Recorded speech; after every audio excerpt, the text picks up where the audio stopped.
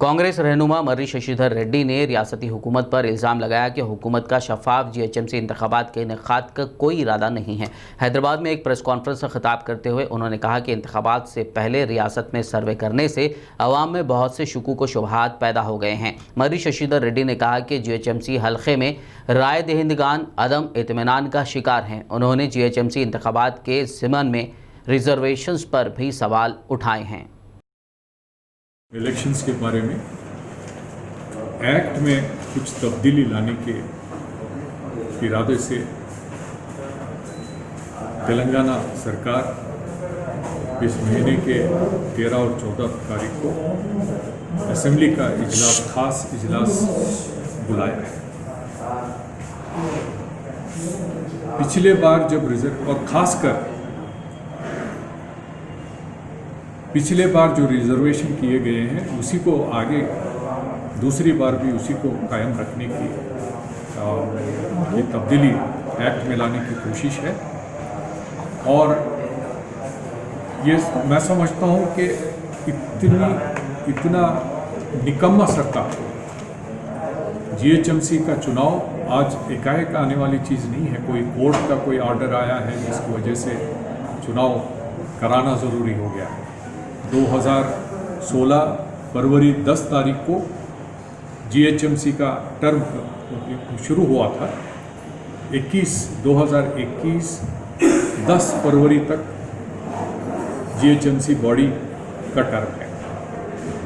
इससे पहले 3 महीने से पहले इलेक्शन करवा सकते हैं। लेकिन जब हमने 15 दिन पहले जब स्टेट इलेक्शन कमीशन से हमारी मुलाकात हुई थी, हमने इस मसले को उठाया था कि पिछले वक्त रिजर्वेशन सही नहीं हुआ।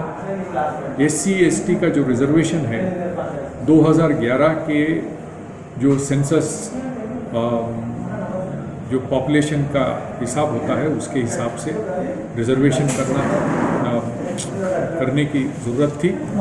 गलत तरीके से किया।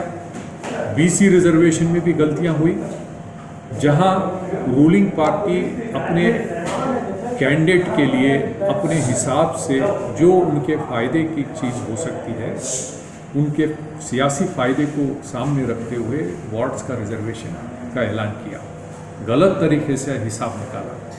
इस पर हम चैलेंज कर रहे थे कि आने वाले दिनों में इसको हम होने नहीं देंगे। एकाएक सरकार की नीयत बदली।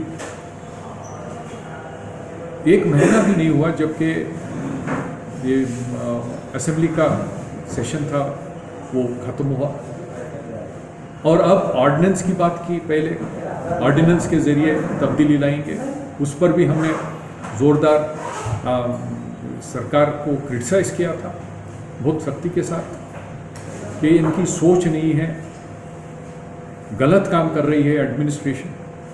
तो एकदम असेंबली बुलाने की बात किया है। असेंबली बुलाकर ये सब इसीलिए कर रहे हैं कि पिछले दिनों में पिछली बार जो गलतियां किए हैं उसको छुपाने के लिए और उसी रिजर्वेशंस को आगे बढ़ाने की इनकी जो साजिश है, इसको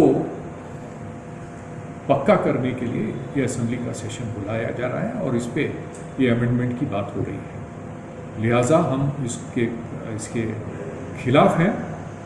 और फिर कांग्रेस पार्टी की तरफ से असेंबली में जब ये मसला आएगा तो वहाँ बात करेंगे। हमारे जो लीडर और दूसरे एमएलएस हैं,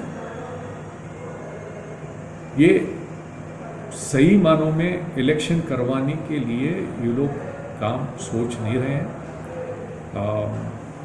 लोग नाराज़ हैं टीआरएस सरकार से, और जिस तरीके से कॉरपोरेटर्स का काम हुआ है, इतना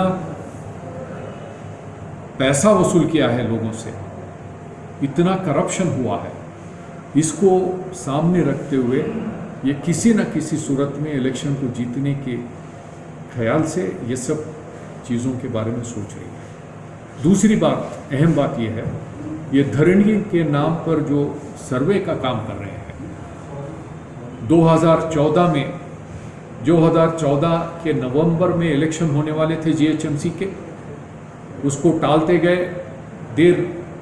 आखिर कोर्ट इन्वॉल्व होने के बाद देर से इलेक्शन हुए।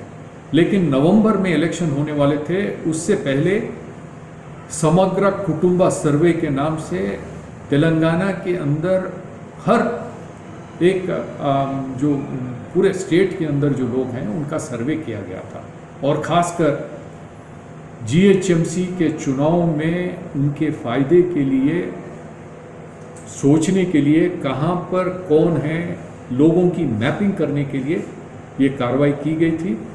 और इस बार धरणि के नाम से जो सर्वे हो रहा है ये भी उसी मकसद से कर रहे हैं। तो ये डरे हुए हैं और किसी न किसी तरीके से अपना यहाँ पर इलेक्शन में फ़ायदा उठाना चाह रहे हैं। तो हमेशा कुछ न कुछ ऐसी चीज़ सोचते हैं जिसका वो सियासी फ़ायदा उठाने की कोशिश करते हैं। लोग नाराज़ हैं और मैं चाहूँगा कि लोग आने वाले दिनों में इनके बारे में तफसील से आने वाले दिनों में बात करेंगे। लेकिन टीआरएस की सरकार, यहाँ के जो म्यूनसिपल कॉरपोरेशन का तरीका था काम करने का, जो कॉरपोरेटर्स का तरीका था, लोग सख्त नाराज़ हैं और आने वाले दिनों में इसको छुपाकर अलग अलग तरीके से आगे चलने के लिए टीआरएस सोच